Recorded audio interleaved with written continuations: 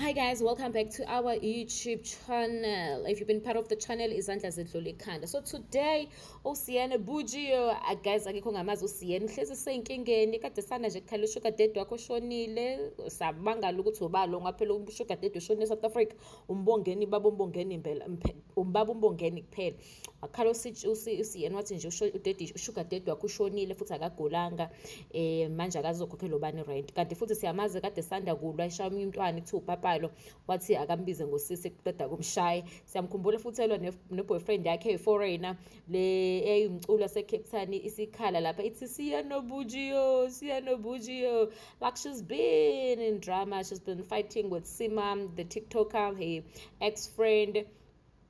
She's been through a lot, you know. She came into fame, right, and then I